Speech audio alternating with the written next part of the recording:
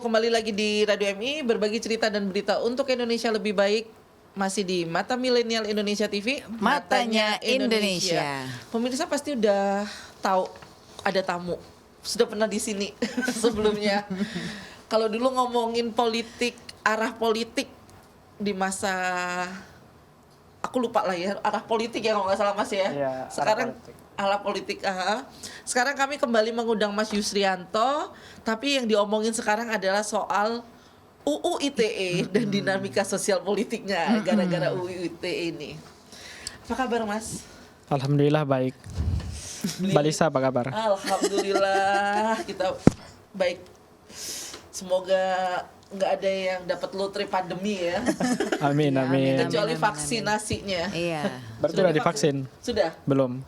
Saya sudah daftar sih tanggal, tapi belum dikabarin.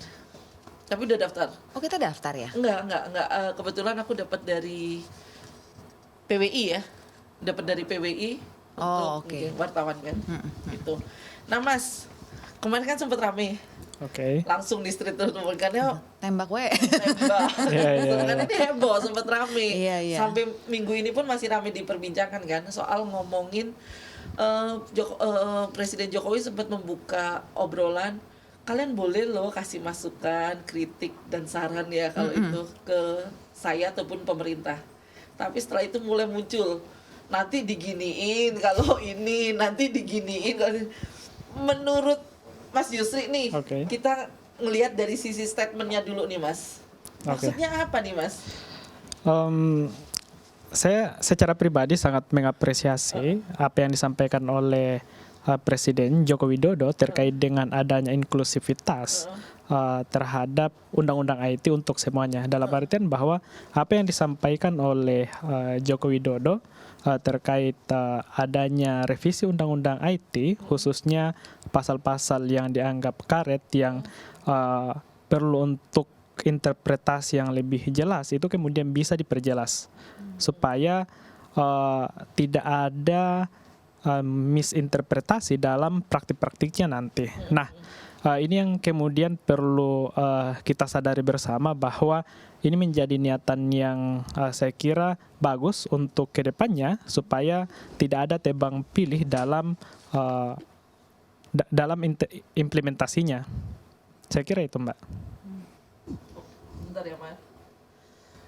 Nah tadi kan dari sisi situ. Cuman apakah orang-orang yang gimana ya? Tidak semua orang akan sependapat dengan Jokowi. Tapi karena kita berada dalam satu dinamika ya. Ada yang pro dan kontra. Tapi apakah orang-orang yang kontra bisa melihat seperti itu? Kalau menurut Masnya ya? Ya, memang pada prinsipnya segala sesuatu itu akan menuai pro dan kontra, debatable, itu tidak bisa dihindari. Apalagi bicara soal undang-undang IT yang saya kira Indonesia mencoba untuk menyesuaikan dengan perkembangan zaman. Apalagi Indonesia itu multikulturalism. Multikultural artinya bahwa Indonesia itu berbeda. Di dalamnya banyak yang kemudian berbeda-beda. Apalagi bicara soal hal yang sebelumnya tidak sedikit masyarakat mempersepsikan bahwa undang-undang IT yang ada hari ini itu tebang pilih.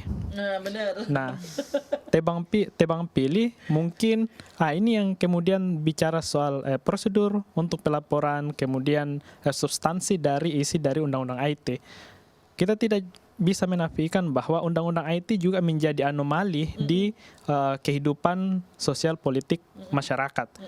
Baik itu masyarakat yang berpendidikan, masyarakat menengah ke bawah maupun masyarakat menengah ke atas. Ini saya kira dengan adanya statement dari Presiden Joko Widodo, kemudian meminta kepada DPR, khususnya Komisi 1 yang memang bicara soal komunikasi dan informasi, dan juga meminta ke Kapolri agar ini menjadi hal yang penting untuk dikaji lebih dalam supaya nanti hasilnya bisa lebih jelas. Tidak ada lagi pasal karet dan kemudian jelas interpretasinya bahwa ketika ada yang melanggar undang-undang IT, ya secara prosedural, secara substansi dan secara sanksi atau punishment itu jelas gitu.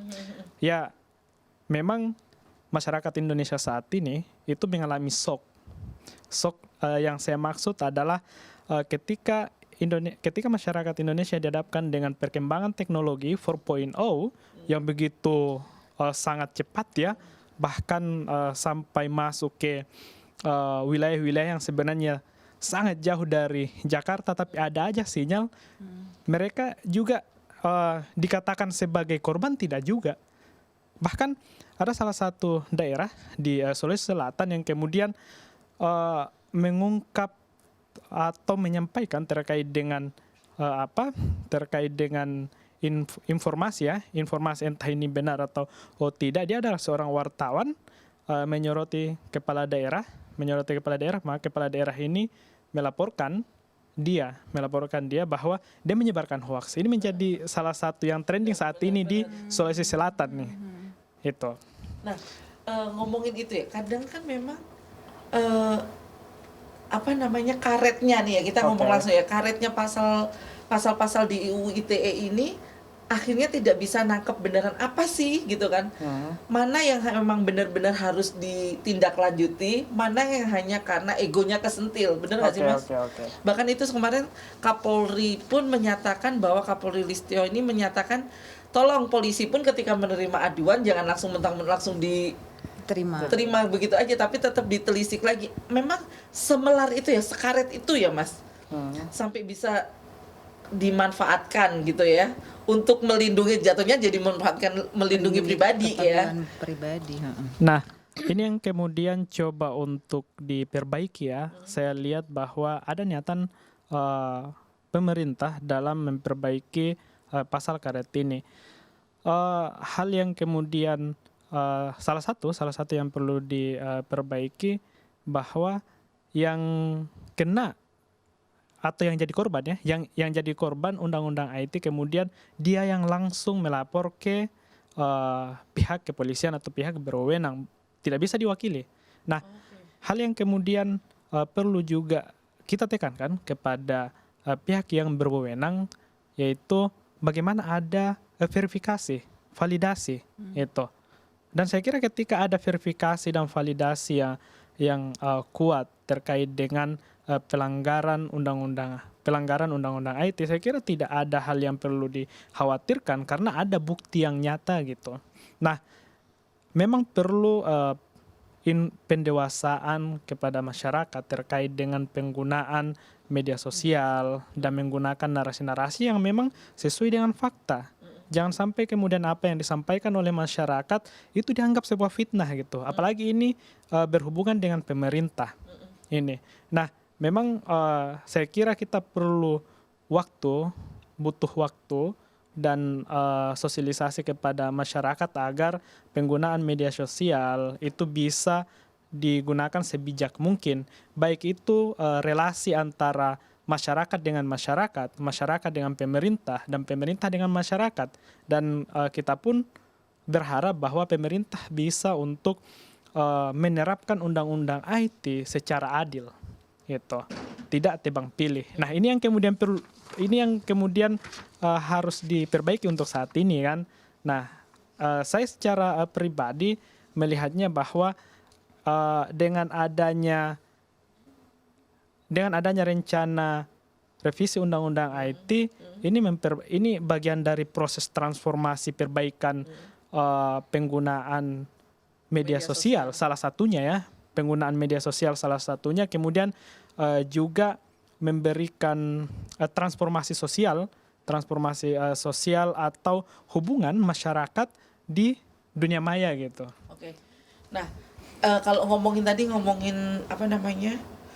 mengkomunikasikan, ya kan, dari semua usaha pemerintah dikomunikasikan ke masyarakat biar masyarakat lebih ngerti. Saya kok kayak ngelihat gini, tahun 2015 berarti 2024 mundur 2000 berapa ya kemarin kita pemilu 2009.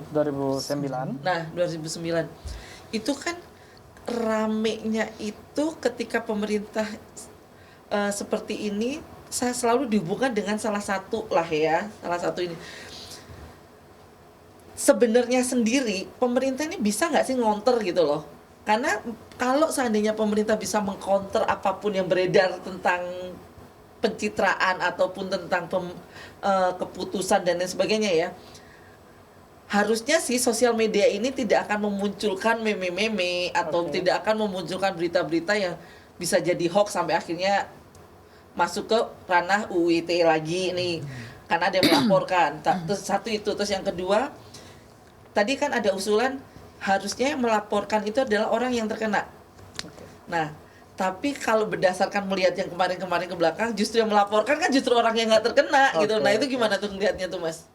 Iya, itu yang saya maksud tadi, bahwa dengan adanya perubahan pola pelaporan yang langsung terkena, yang kena langsung yang melaporkan, saya kira itu menjadi alternatif yang baik ya, terkait dengan apa pelaksanaan undang-undang IT, supaya orang yang nggak ada hubungannya, yang nggak perlu untuk yang nggak perlu untuk melibatkan diri, jadi orang yang ada hubungannya baru ya bisa melibatkan diri gitu loh. Nah, saya kira ini menjadi alternatif yang baik ya, ketika bicara soal bagaimana ke depannya undang-undang IT ini memang itu menjadi solusi bagi masyarakat dengan pemerintah, begitupun pemerintah dengan masyarakat dalam dunia informasi dan teknologi gitu. Nah, pemerintah dalam konteks mengcounter apa yang kemudian seharusnya diinformasikan oleh masyarakat, apakah itu tentang yang nggak ada hubungannya dengan pemerintah ataukah yang ada hubungannya dengan pemerintah, memang ini masih itu yang saya katakan tadi, masih butuh proses untuk bagaimana penggunaan media sosial itu lebih bijak lagi ke depannya gitu. Saya kira itu. Iya, karena kalau melihat ya Mas ya, kasus Omnibus Law deh Mas yang paling gampang. Apa beredar lah itu semuanya gitu. Nah itu ketika akhirnya pemerintah bukan yang itu kok, yang ini harusnya nih kalau kita ngomongin UU ITE ya, yang menyebarkan itu harusnya bisa terjerat dong. Yang menyebarkan berita-berita tentang gajinya dipotong sekian, nah ya pokoknya isinya Omnibus Law ya, yang seperti itu. Itu bisa nggak sih Mas sebenarnya? Karena kalau itu bisa dilakukan, harusnya kita sudah bisa sedikit mengurangin penyebaran hoax satu. Tapi kalau aku perhatikan, kenapa UU ITE ini hanya dipakai UU ITE ini hanya kencang ketika ada seseorang yang menyerang pribadi seseorang. Menyerang pribadi seseorang udah pasti, dan itu pasti yang punya posisi satu, dan muncul rame nanti nih kalau udah mau pemilu nih ya Mas ya, udah mulai banyak ya. Udah mau ada pil-pilan ya. Udah ada pil-pilan. Itu gimana tuh Mas? Iya. Apa jadi kayak tren? Jangan ya. Oh ya, kan aku jadi curiga nih. Oh mau bentar lagi loh, mau pil-pilan ya. Jadi akhirnya kita jadi yang paling bentar lagi begini gitu kan. Ini memang mau tidak mau harus diakui bahwa fenomena tersebut bagian dari konsekuensi perkembangan teknologi dan informasi gitu. Nah, tapi memang pemerintah juga saya melihat dilematis, menindak orang-orang yang menyebarkan informasi-informasi yang sebenarnya itu tidak sesuai, kayak misalnya Omnibus Law gitu.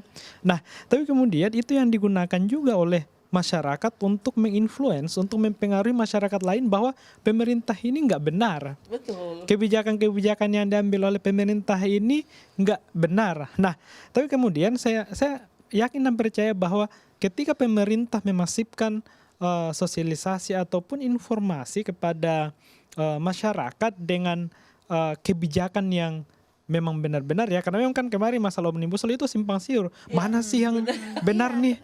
Iya, draft mana yang benar? Iya, ada perubahan dari 800, 1000 kemudian. Nah, itu yang menjadi kesalahan tersendiri ya. Kesalahan tersendiri yang saya maksud adalah masyarakat Indonesia itu terlalu aktif gitu. Dengan media sosialnya. Terlalu aktif. Bener sih.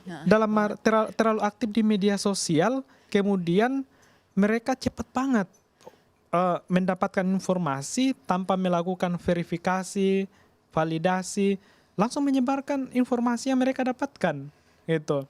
Nah, memang saya lihatnya tidak sedikit memang masyarakat Indonesia ketika sudah benci sama pemerintah, ya, ketika sudah benci sama pemerintah, mereka ya apa yang kemudian bertolak belakang dengan pemerintah itu yang kemudian didukung gitu. Nah, harapan saya sih ke depannya bahwa dengan adanya undang-undang IT ini, pemerintah maupun masyarakat bisa untuk ada saling pengertian satu sama lain di situ. Pemerintah bisa secepatnya memberikan informasi yang memang valid kepada masyarakat, dan masyarakat pun perlu untuk menverifikasi, menfilterisasi informasi-informasi yang didapatkan di media sosial. Jangan sampai kemudian masyarakat udah tidak sepakat dengan pemerintah, kemudian mendapatkan informasi yang dalam tanda kutip negatif terhadap pemerintah itu langsung disebarkan. Nah, itu kan yang kita temui hari ini gitu. Nah, itu nggak bisa dijerat UU ITE, Mas. Nah, itu dia persoalannya. Kalau dijerat mungkin banyak ya yang kena ya. Kalau iya, saya pun yakin ketika misalnya itu masuk di undang-undang IT, kemudian ada punishment-nya, bisa jadi penjara. Iya, penuh. Penuh. Iya, penuh. Nah, makanya memang saya kira karena memang kita masuk dalam fase demokrasi modern ya, modern ya, sekitar 22 tahunan lah ya pasca reformasi. Jadi memang kita butuh waktu. Dalam artian bahwa masyarakat Indonesia yang multikultural, kemudian masih dalam proses pengembangan sumber daya manusia dan berpikir inklusif modern, butuh waktu untuk bagaimana memahami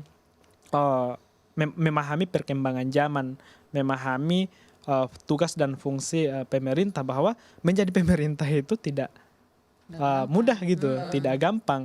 Walaupun sebenarnya di sisi lain ya kita pun atau pemerintah pun harus memaklumi dan memahami terkait dengan kondisi masyarakat Indonesia. Apalagi saya kira masyarakat Indonesia banyak yang tinggal di desa-desa yang butuh edukasi yang lebih masif lagi gitu. Saya kira itu, Mbak.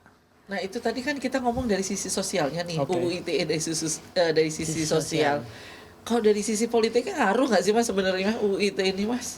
Saya kira ini sangat berpengaruh gitu. Apakah itu digunakan oleh pemerintah atau digunakan oleh kelompok-kelompok oposisi gitu. Oke.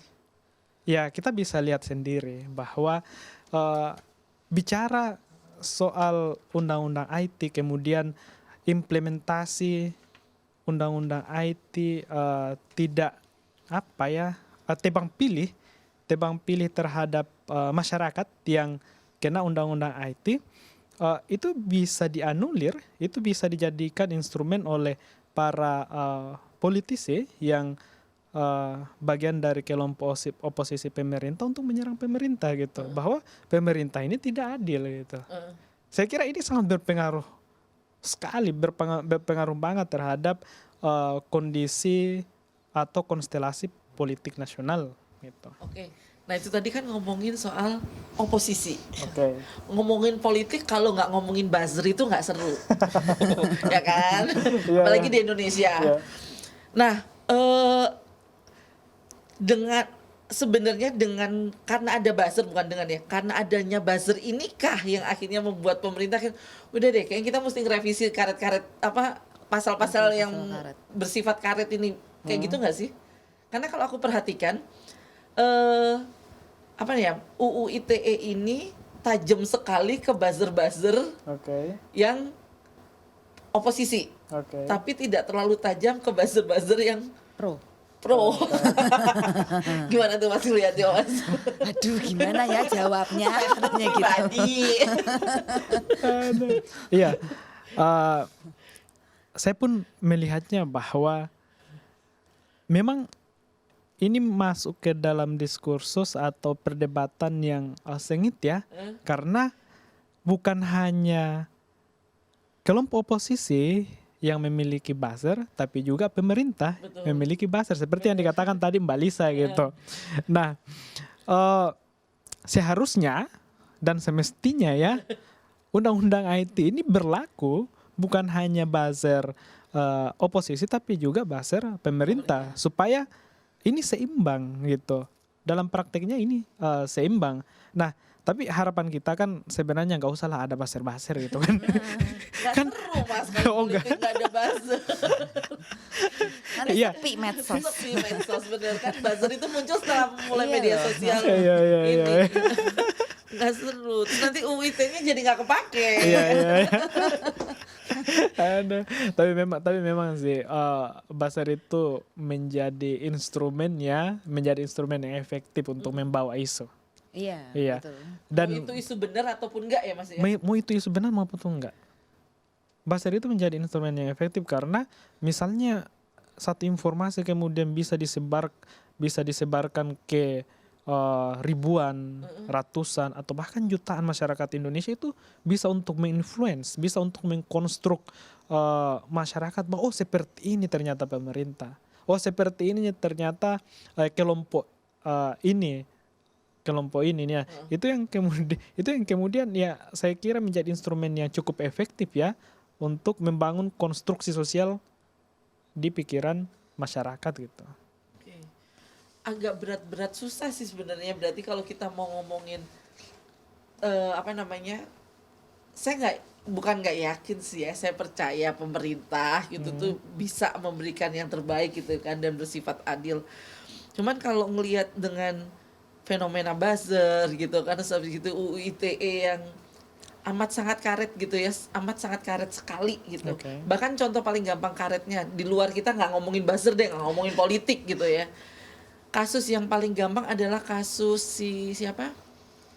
Adalah artis terkenal ya, yang videonya itu melesat gitu. Itu kan sebenarnya bukan salah dia, Iya, iya. ya kan?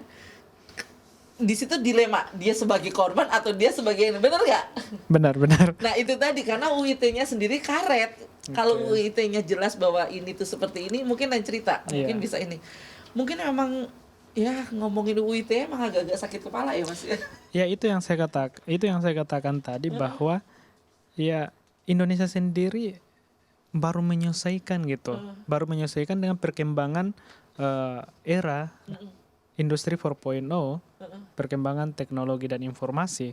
Jadi ya kita nggak perlu terlalu kaget juga atau melihat wah kok begini banget gitu terkait dengan perkembangan ini. Tapi ya kita melihat bahwa ya ini menjadi tantangan dan peluang juga untuk Indonesia bagaimana lebih maju ke depannya gitu. Saya sih melihatnya ke situ bahwa ini sudah menjadi kondisi yang memang harus dilalui Proses pendewasaan. masyarakat kita, betul. Iya. gitu.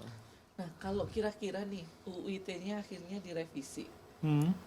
masih ada kemungkinan nggak sih untuk orang masyarakat lah ya, kita udahlah lepas dari buzzer dan lain sebagainya, untuk tetap bisa ngeritik atau malah nggak bisa nafas lagi kayak zaman dulu lagi.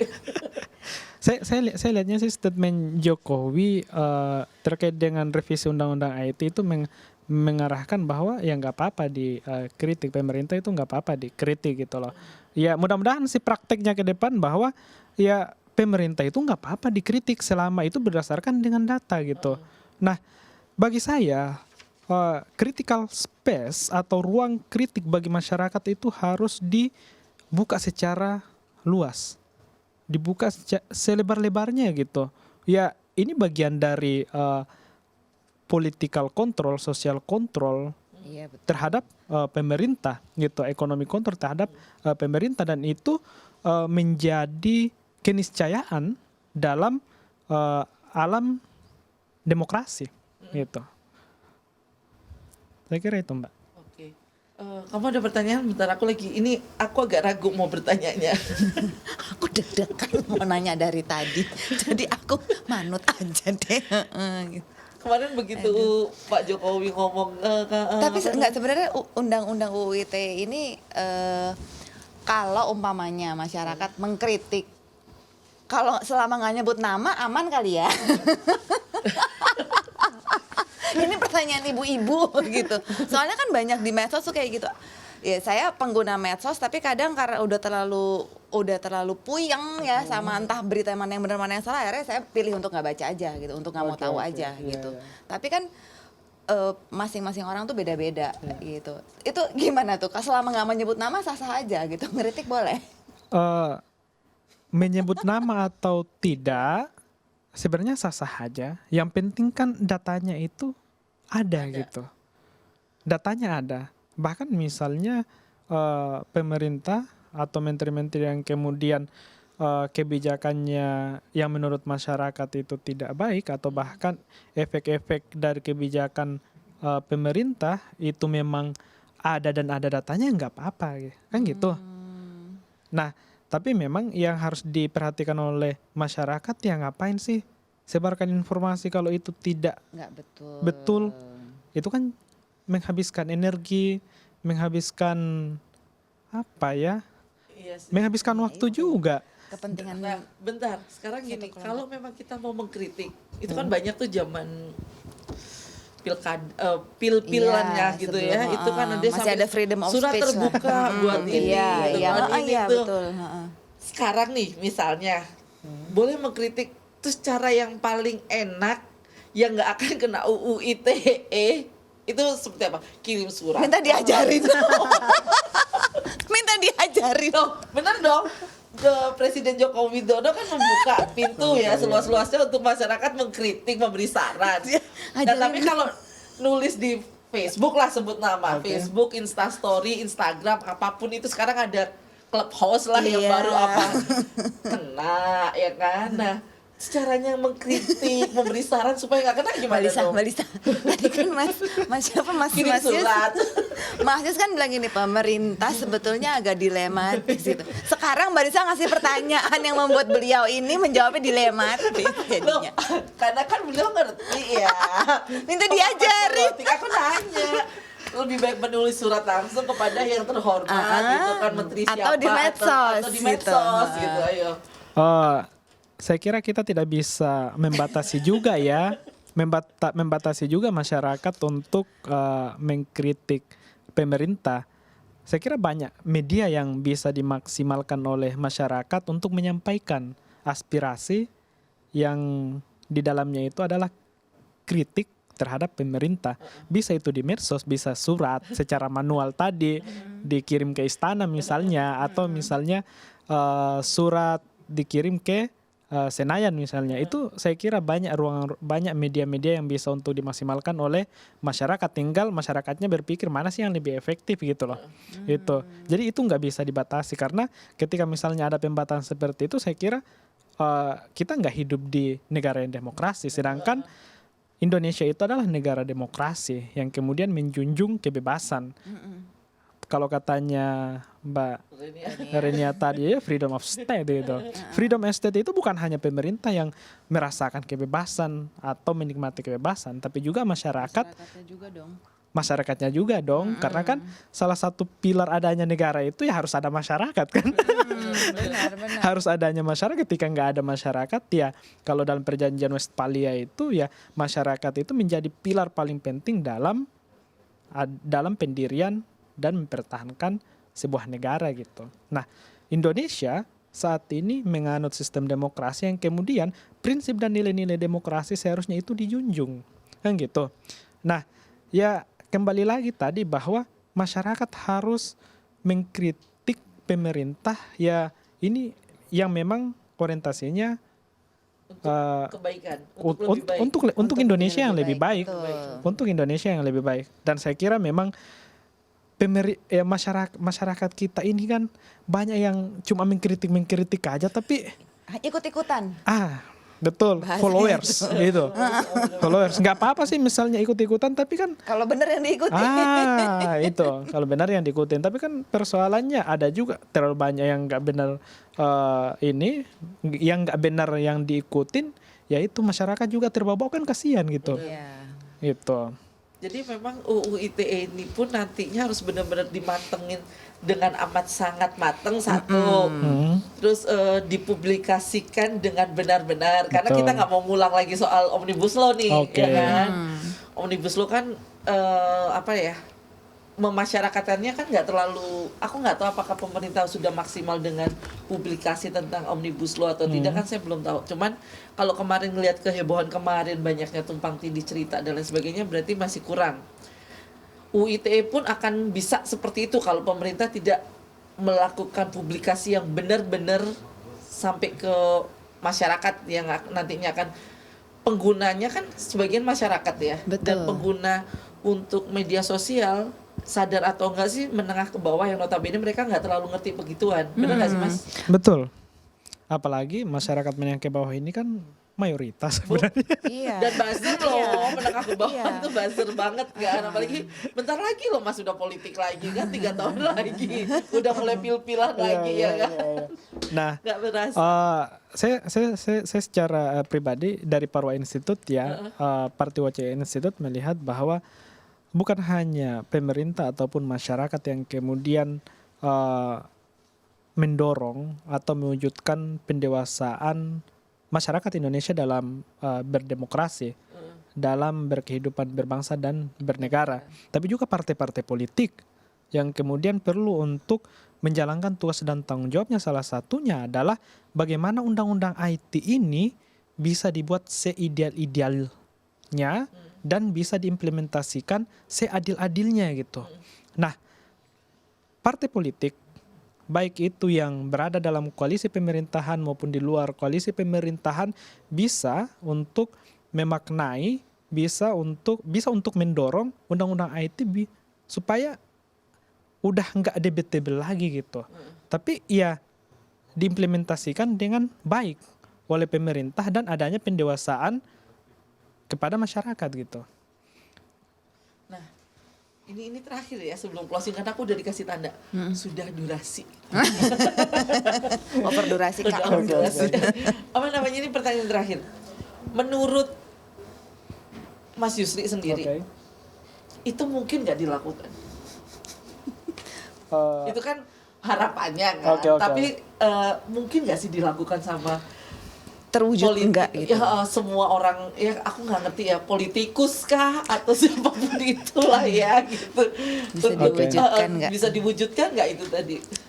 Saya kira itu sangat memungkinkan banget ya, bisa untuk diwujudkan dalam tanda kutip bahwa ya para politisi-politisi bisa berpikir lebih visioner, lebih progresif ke depannya. Jangan sampai kemudian undang-undang IT ini malah digunakan sebagai instrumen untuk melakukan politisasi atau dijadikan sebagai instrumen untuk mempengaruhi masyarakat yang tidak-tidak gitu. Ketika para politisi dari semua partai politik memaknai perkembangan era ini atau adanya teknologi yang begitu canggih, bagaimana untuk memanfaatkan peluang yang ada bersama-sama membangun Indonesia yang lebih baik. Apalagi kan 2035 dianggap Indonesia unggul, 2045 Indonesia emas. Nah, saya kira politisi perlu untuk berpikir lebih jernih lagi terkait dengan ya seharusnya bisa saling bahu-membahu, dukung-mendukung dalam praktek salah satunya ya praktek undang-undang IT supaya kegaduhan di tengah-tengah masyarakat itu bisa diantisipasi, stabilitas sosial yang sebenarnya tidak lepas juga dari stabilitas politik bisa terkontrol dengan baik gitu. Nah, salah satu harapan kita adalah para politisi atau partai-partai politik bisa lebih dewasa dalam proses menghadapi atau melalui perkembangan zaman ini gitu. Berarti kita ke 2045 aja kita tinggal punya 25 tahun. lagi, dan itu bukan waktu yang sebentar. Bukan waktu. Apalagi mengubah Itu pola waktu yang ya. sebentar Mbak menurut Itu aku ya untuk sebentar. buat negara ya. Kalau untuk kita sih ya. Iya, bayangkan aja Mbaknya angkatan 99. Sekarang udah 2021 ya. Itu kan waktu sebentar banget ya. Gak kerasa kan? Sebentar. Iya benar sih. Bukan waktu yang 2045. sebentar, maksudku untuk waktu yang sebentar, sorry saya salah. Berarti waktu yang sebentar untuk membentuk Iya betul. masyarakat ya terutama ya untuk lebih bijak menggunakan sosial media, karena kan ngomongin UU ITE berarti kita akan ngomongin sosial media. Betul. Iya. Dari 98 sampai dengan sekarang aja masih seperti ini Masih seperti gitu kan. Proses belajarnya kayak masih panjang banget. Akhirnya balik lagi. Yang pakai smartphone belum tentu Smart, exactly. Iya, Jadi iya, iya. mending smart manusianya dulu, baru handphonenya beli yang smart, gitu iya, nggak iya. sih? Ya udah, thank you Mas Oke, Yusri. thank you, Nanti kita Mbak akan Lisa. datang ngobrol lagi, kita cari topik yang lebih seru lagi. Oke pemirsa, itu tadi obrolan kami dengan Mas Yusrianto tentang UU ITE dengan sosial politiknya. Sosial politik di dalam web, pokoknya itulah ya. Aku jadi agak flashback masuk kelas dulu. Dan setelah ini kami akan kembali lagi di segmen 3, masih di Radio MI, berbagi cerita dan berita untuk Indonesia lebih baik. Di Mata Milenial Indonesia TV, matanya Indonesia.